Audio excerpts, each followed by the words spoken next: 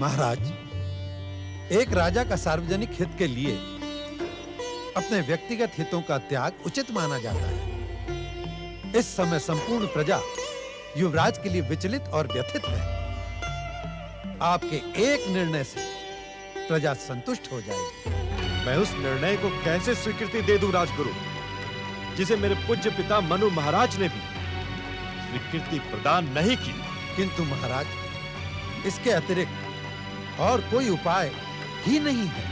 उपाय हो अथवा न हो राजगुरु, मैं दूसरे विवाह को किसी भी मूल्य पर स्वीकार नहीं करूंगा।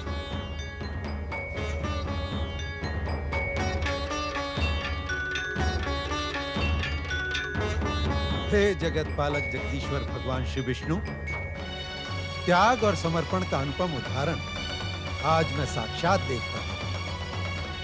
कृपा करें त्रिलोकीनाथ, दया करें श्रीहरि।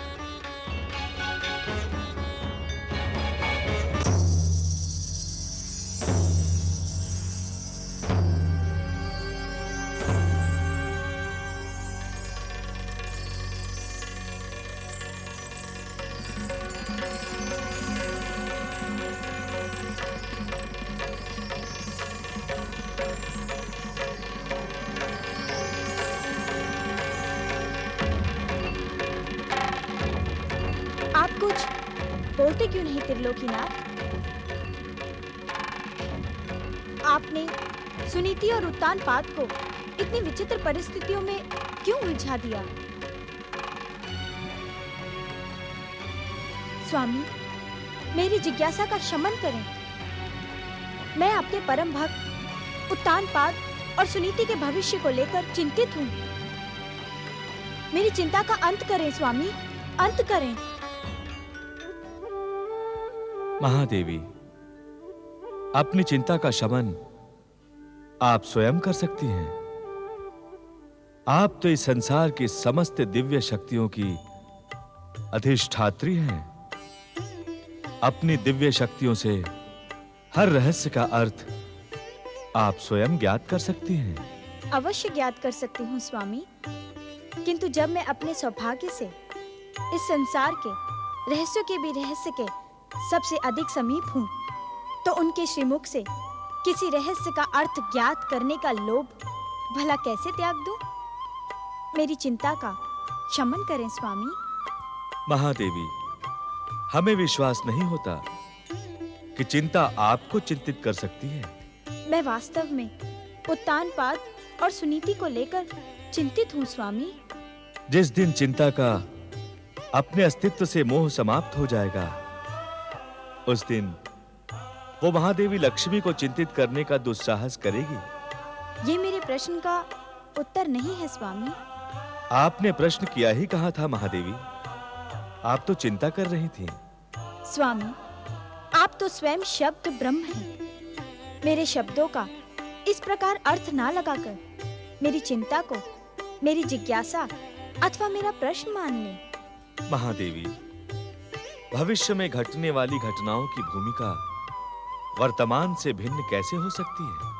अर्थात? महादेवी, आपको तो भली भांति ज्ञात है कि संकट की घड़ी में जो व्यक्ति हम पर विश्वास रखता है, हम उसे अपना शरणागत मानकर उस पर अवश्य कृपा करते हैं। हे शरणागत वत्सल, आप तो इस संसार के रहस्यों की भी रहस्य हैं।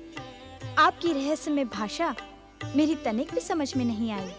महादेवी, उत्तानपाद और सुनीति के जीवन में इस समय समस्याओं का जो भयानक चक्रव्यूह दिखाई पड़ रहा है, उसका अंत इन दोनों के जीवन में हमारी कृपा से एक महान आत्मा के आगमन के साथ होगा। अर्थात त्रिलोकीनाथ? महादेवी, जो संकट की घड़ी में भी हम पर असीम विश्वास रखता है, हम उसे कृपा का प्रतिफल देने से विमुख कैसे हो सकते हैं? उत्तानपाद और सुनीति हमारी परम भक्त हैं। भविष्य में ये दोनों हमारी कृपा पाकर एक दिव्य आत्मा के माता पिता बनने के सौभाग्य प्राप्त करेंगे। किंतु स्वामी, महादेवी, इतने संकेत तुम्हारे लिए पर्याप्त हैं। अब तुम इन संकेतों से सूत्र को पकड़कर संपूर्ण घटनाक्रम को समझने का प्रयास करो और हमसे अधिक प्रश्न ना करो।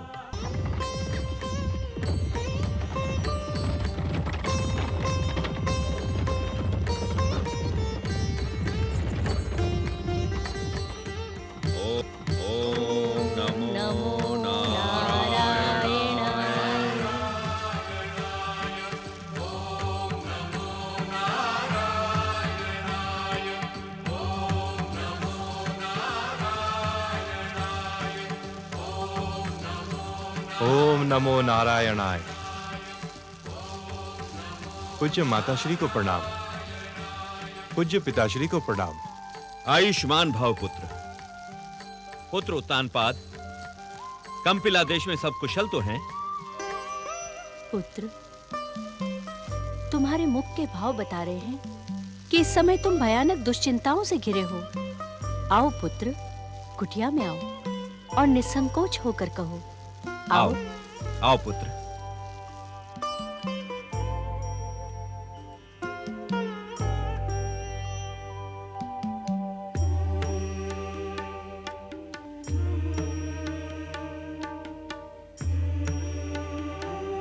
लो पुत्र, जलपान ग्रहण करो।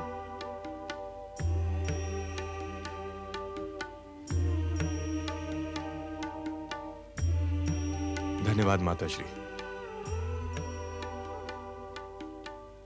कहो पुत्र, तुम्हारी चिंता का क्या कारण है? निसंकोच होकर कहो पुत्र। माता पिता से कैसा संकोच? अपनी व्यथा से उत्तेजित होकर ज्ञात नहीं किस प्रेरणावश मैं आपके समीप चला आया पिताश्री, किंतु अब निर्णय नहीं कर पा रहा हूं कि अपनी दुविधा आपसे कहूं अथवा नहीं। हमें बताने में कैसी दुविधा? पिताश्री, आप इस समय वानप्रस्थ आश्रम का पालन कर रहे हैं। गृहस्थ आश्रम की समस्याओं से आपको विचलित करना नीति सम्मत नहीं है। पुत्र उत्तानपाद, तुम्हारे विचार सुनकर मुझे गर्व की अनुभूति हो रही है। तुम वास्तव में मनु के पुत्र कहलाने के योग्य हो, किंतु वानप्रस्थी होने पर भी हम तुम्हारे माता पिता हैं। तुम निसंकोच अपनी समस्याओं से हमें अवगत कराओ पुत्र।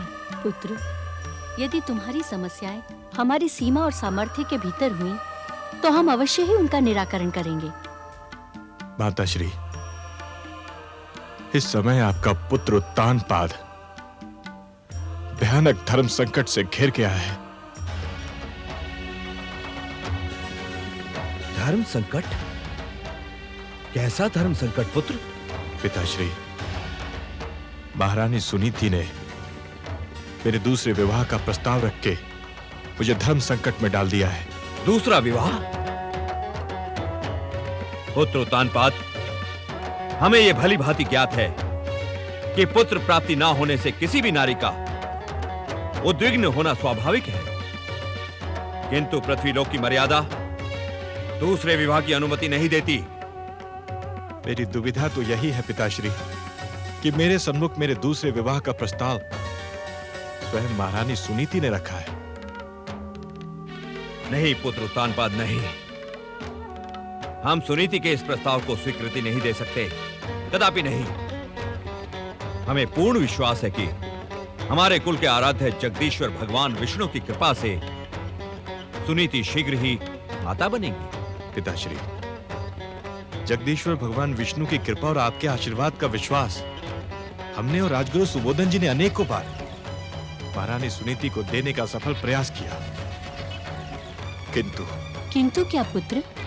इस विषय पर निरंतर बढ़ती प्रजा की व्यग्रता के कारण महारानी सुनीति का विनम्र निवेदन अब हट की सीमा तक पहुंच गया है। पुत्र, मैं सुनीति के स्वभाव से भली भांति परिचित हूँ। वो एक सत्य नारी है और संस्कारी नारी है। भगवान पर उसकी असीम श्रद्धा और विश्वास है। निस्संदेह प्रजा की व्यग्रता ने उसे विचलित कर दिया है। एक नारी के मां न बनने की व्यथा को शब्दों में व्यक्त करना असंभव है। आपके कहने का अर्थ है देवी शत्रुपा कि पुत्र उत्तानपाद को सुनीति का प्रस्ताव स्वीकार कर लेना आवश्यक है। इसमें अनुचित क्या है स्वामी? अनुचित है देवी शत्रुपा, अनुचित है। दूसरे विवाह को पृथ्वी लोक की परंपराएं स्वीकार नहीं करती, और यदि आज हमारा पुत्र उत्तानपाद परिस्थितियों के सामने विवश होकर दूसरे विवाह को स्वीकृति देता है, तो कल आने वाला समाज इसी बात का अनुसरण करते हुए इसे एक परंपरा के रूप में अपनाने लगेगा। स्वामी, यदि कोई व्यक्ति हमारे पुत्र के समान परिस्थितियों के चक्रव्यूह में उलझ जाए तो उसका दूसरा विवाह अनुचित नहीं है। आप समझ क्यों नहीं रही हैं देवी शत्रुपा? क्या आप मनुष्यों के स्वभाव से अपरिचित हैं? कैसा स्वभाव? देवी शत्रुपा, सदाचार के पथ पर चलने वाला मनुष्य तो नीति नियमों का कठोरता से पालन करता है, किंतु हर मनुष्य तो सदाचारी नहीं होता। अपने दोष को छुपाने के लिए तब अनेक मनुष्य पुत्र उत्तानपाद का उदाहरण देकर दूसरा विवाह करने लगेंगे। इसमें भी अनुचित क्या है? अनुचित है देवी शत्रुपा, अनुचित है। तनिक सोचे कि दूसरे विवाह की स्थिति में पहली पत्नी के अधिकारों का क्या होगा। यदि नई पत्नी के आकर्षण में शक्ति संपन्न पुरुष ने पहली पत्नी की कोमल नारी भावनाओं पर आघात करना प्रारंभ कर दिया, तो इस पृथ्वी लोक की स्थिति कितनी विचित्र होगी। पिताश्री, पृथ्वी लोक पर आपके द्वारा निर्धारित नीति नियमों को हर प्रकार से महारानी सुनीति को मैंने समझाने का प्रयास कर लिया है, किंतु उसका हट कुछ भी मानने को प्रस्तुत ही नहीं। हमने प्रजा के आग्रह पर पुत्र प्राप्ति के लिए पुत्रेष्टि यज्ञ का आयोजन भी किया। क्या यज्ञ अनुष्ठान का कोई भी परिणाम नहीं निकला? माताश्री, आप दोनों के आशीर्वाद से पुत्रेष्टि यज्ञ के समापन पर स्वयं अग्निदेव ने प्रकट होकर कुछ कठिनाइयों के पश्चात युवराज जन्म का आश्वासन भी दिया, किंतु अब महारानी सुनीति और कंपिला की प्रजा का धैर्य समाप्त हो गया है। आपकी पुत्र वधु सुनीति ने स्वयं अपने सौत का चुनाव भी कर लिया है। अर्थात? माताश्री, सुनीति स्वयं हमारे दूसरे विवाह के लिए वत्स देश गई थी। वत्स देश? हाँ माताश्री, महारानी सुनीति ने स्वयं प्रस्तुत होकर वत्स देश की राजकुमारी सुरुचि को हमारी दूसरी महारानी बनाने का वचन दे दिया है। इसी कारण तो हमारी दुविधा और भी अधिक बढ़ गई है। समझ में नहीं आता कि मैं क्या निर्णय करूं। आप दोनों जो भी आज्ञा देंगे मैं उसी का पालन करूंगा।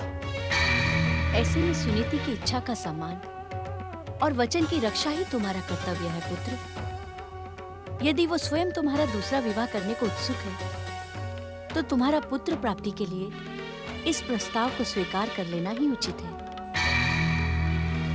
पुत्र उत्तानपाद, सत्य ही तुम्हारी परिस्थितियां भयानक हो गई हैं। सुनीति का हठ स्वयं के निर्णय तक पहुंच गया है।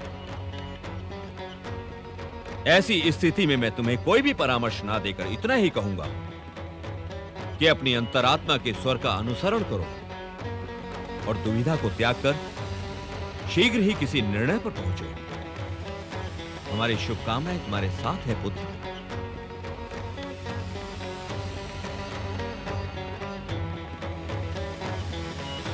ओम नमो नारायणाय।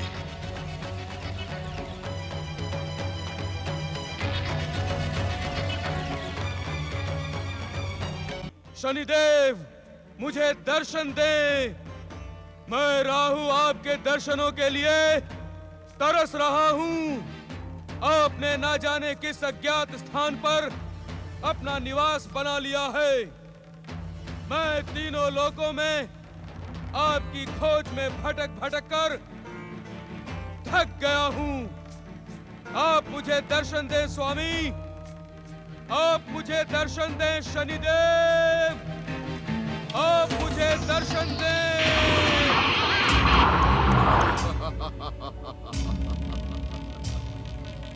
राहु, तुम मेरे दर्शनों के लिए इतने व्याकुल क्यों हो? तुम मुझसे अपना कौन सा स्वार्थ सिद्ध करवाने के इच्छुक हो? शनिदेव, मैं तो आपके दर्शनों से प्रेरणा और ऊर्जा प्राप्त करता हूँ। दैत्य सेनापति राहु, तुम बिना स्वार्थ के मुझे पुकार ही नहीं सकते। कहो, क्यों आह्वान किया मेरा? शनिदेव, दैत्य गुरु शुक्राचार्य की भांति आपने भी बैकुंठ के महासम्मेलन में जब तब व्रत का भयानक विरोध किया, किंतु उसका परिणाम क्या हुआ? अर्थात असुर जाति पाताल के अंधकार में अचेत पड़ी है। छलिया विष्णु और दुष्ट देवताओं के छल प्रपंच के कारण असुरों के उत्थान की संभावना भी समाप्त हो गई है। पृथ्वी लोक पर जब तब व्रत की कीर्ति दिन प्रतिदिन बढ़ती जा रही है। विनाशक शक्तियों के संगठन की समस्त योजना का सर्वनाश हो गया। क्या तुम इसका उत्तरदायी मुझे ठहराने का दुस्साहस कर रहे हो? नहीं शनिदेव, उत्तरदायी मात्र आप नहीं, दैत्य गुरु शुक्राचार्य और मैं भी हूँ।